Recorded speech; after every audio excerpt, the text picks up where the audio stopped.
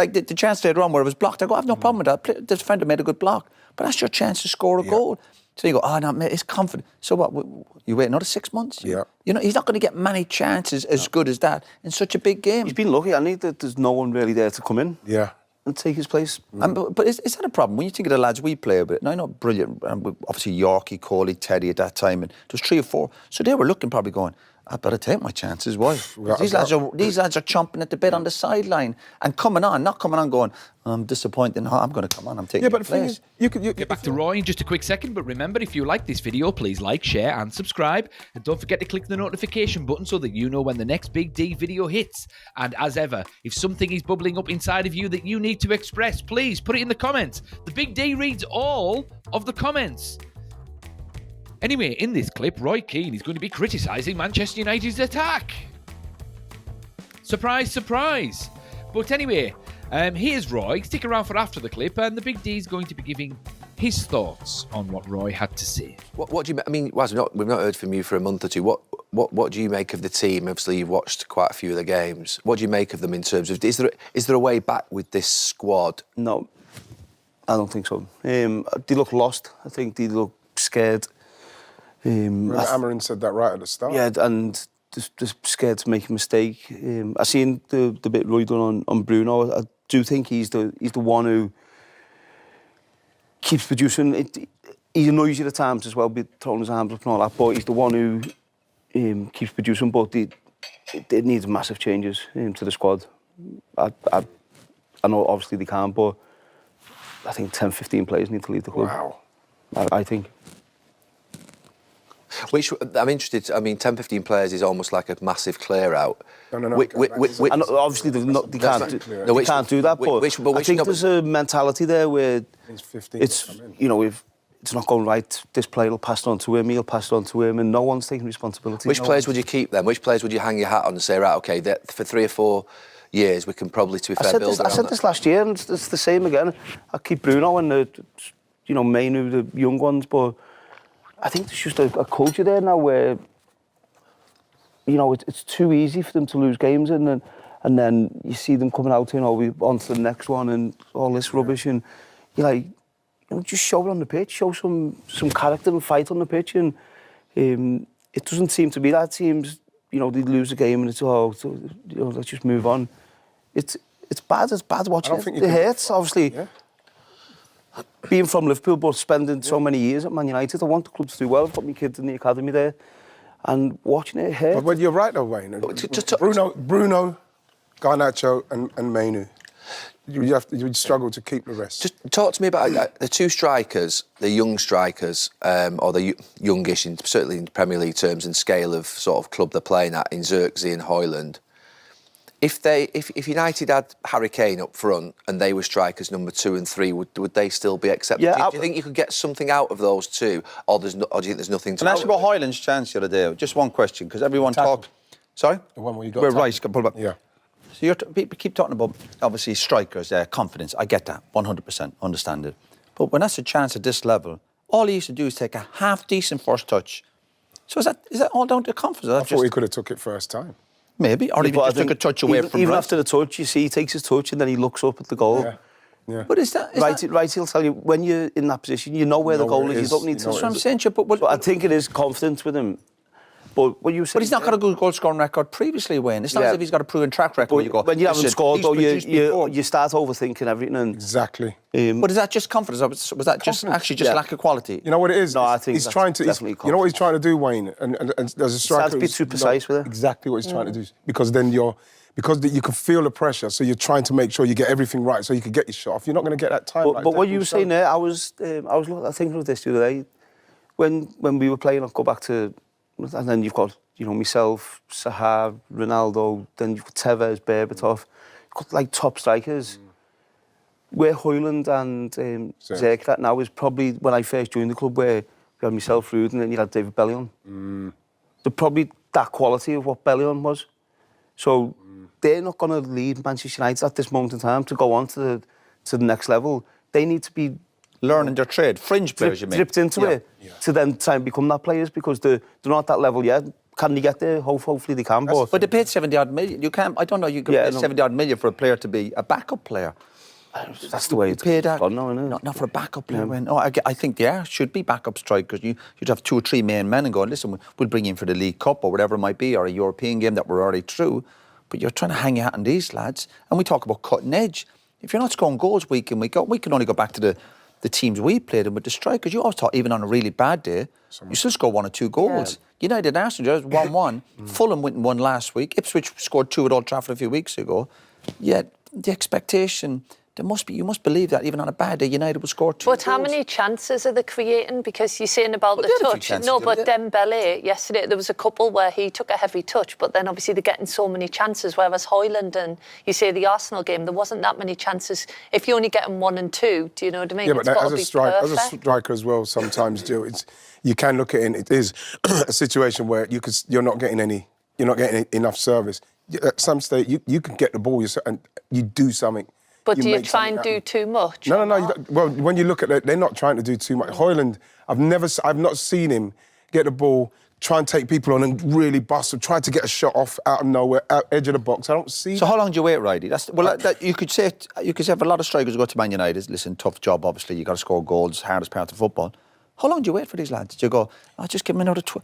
You know what? But while you're waiting, your team is losing. He's obviously recognised that, and I think it was really interesting when he played Mainu up top. Yeah, that was in January. Yeah, but I think that was him saying, "Listen, I need a forward in here. I need a." Of course, he was trying to make a point to the board. Maybe that comes this summer. Well, how do you feel as a striker? I'm sure all that will get addressed in. How do you feel as a striker though when a midfielder starts like? You can't. It's the end, really, isn't it? Yeah. It's the end. That's what I mean. I feel for him because, like you mentioned earlier, he's somebody that's supposed to be a number 3 maximum striker coming in.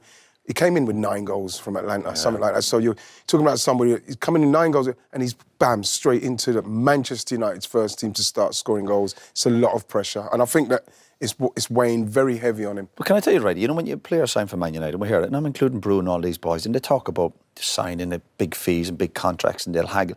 But there's responsibility becomes that. So you can't just sit back then a couple of months later and going, he needs confidence, he needs to run the games. I was trying to make the point the other day. But what are you going to do about it? What is the player going to do about it? Right. So you might say the other day, do you know what, you're going to get your 15 minutes against Arsenal, 20, and you might get 1 or 2 half chances. You better take them. Yeah. Or make the keeper save it. So you can't come off the pitch after games as a striker go, I'm down in confidence, but you go, I know, but you've had 20 minutes on the pitch. Some players only get 2 minutes on the pitch. Solskjaer only needed 5 or 6 minutes on the pitch. Sometimes go, but instead of coming on going, listen, 5 or 6 minutes, listen, everyone wants longer. Listen, maybe that was a bad example. No. But Ollie would come on with the attitude going, I'm watching the game, I get up to speed, and when Højlund gets that chance, I'm looking going, that's just about a half-decent touch. And if the keeper saves it, like the chance later on where it was blocked, I go, I have no problem with that. The defender made a good block. But that's your chance to score a goal. So you go, no, mate, it's confident. So what, you wait another 6 months? Yeah. He's not going to get many chances as good as that in such a big game. He's been lucky, I think, that there's no one really there to come in and take his place. But is that a problem? When you think of the lads we play with, and I know brilliant, obviously Yorkie, Coley, Teddy at that time, and there was 3 or 4. So they were looking probably going, I better take my chances. Why? These lads are chomping at the bit on the sideline and not coming on going, I'm disappointed. No, I'm going to come on. I'm taking. Yeah, but the thing is, if you're like Yorkie, Teddy, you're on the pitch and you know that Solskjaer's on the bench. He could come on and score a hat trick. I saw him do it at Forest. He did 4. He got 4 against Forest.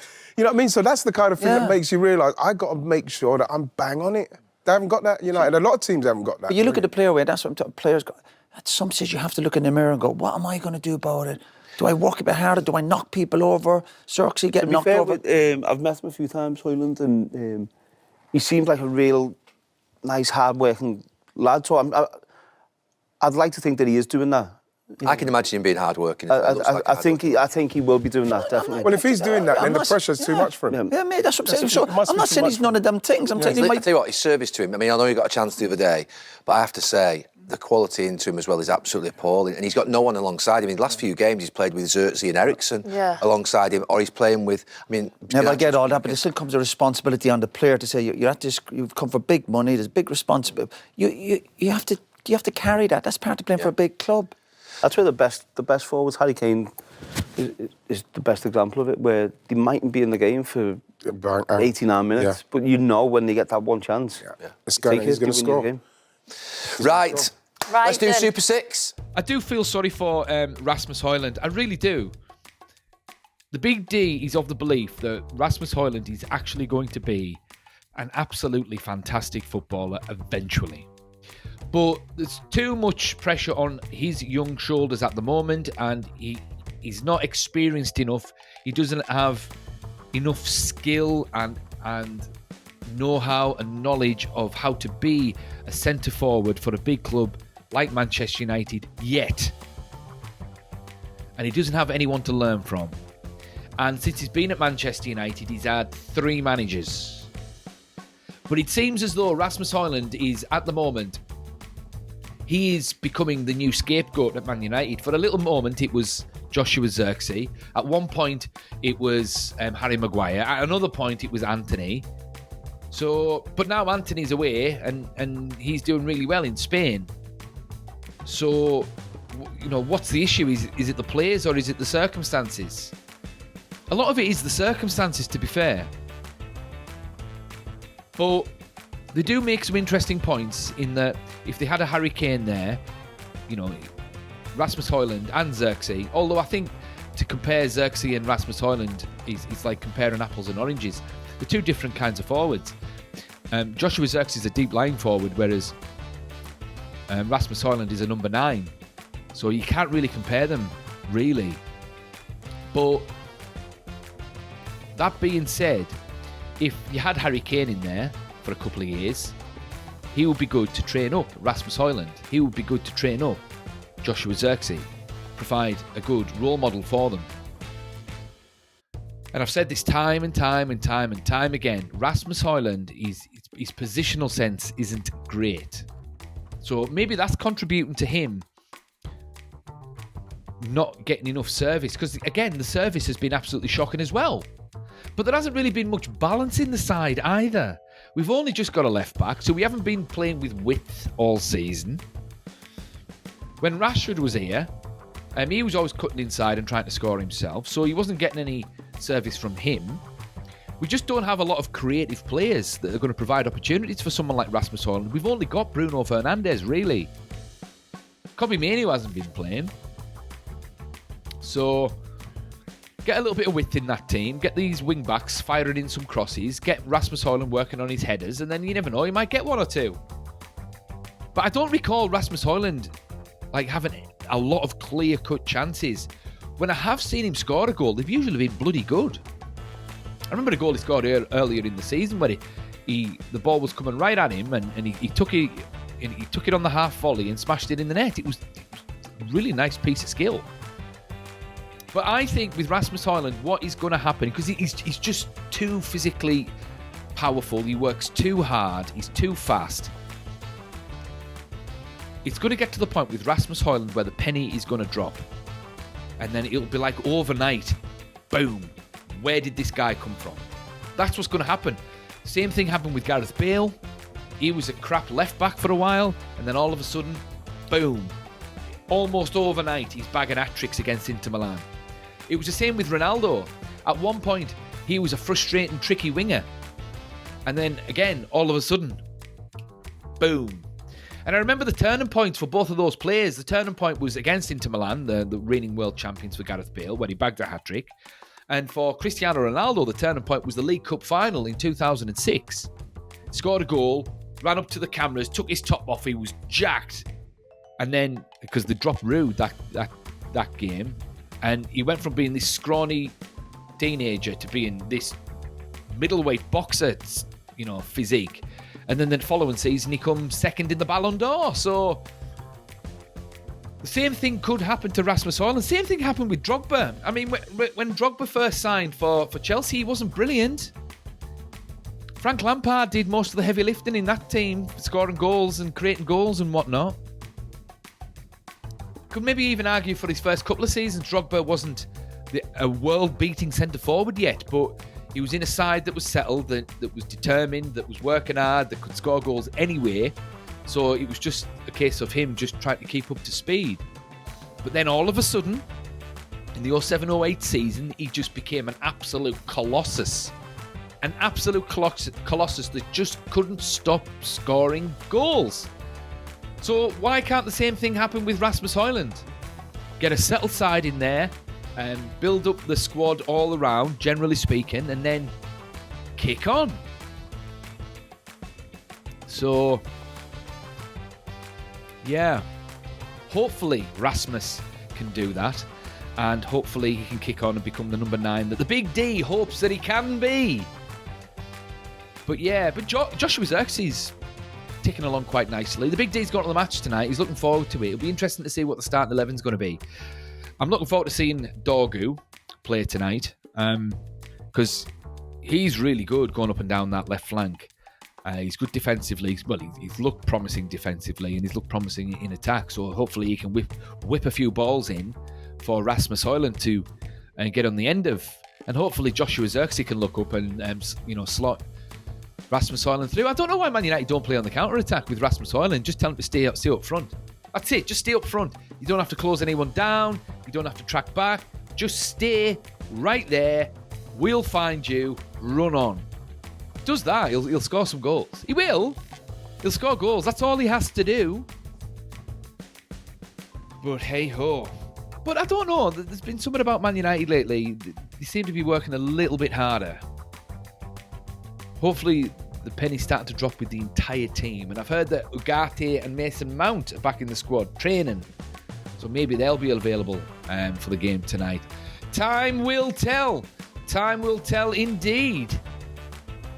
But big game tonight against Real Sociedad. We've got nothing else to play for except the Europa League. And on paper, the team is talented enough to be able to win the Europa League. Worst teams have won. They just need to have the penny drop with regards to these tactics, and they need to work hard. If they do that, then hopefully, they can pull something out of the bag. And imagine getting into the Champions League through the Europa League by finishing 15th.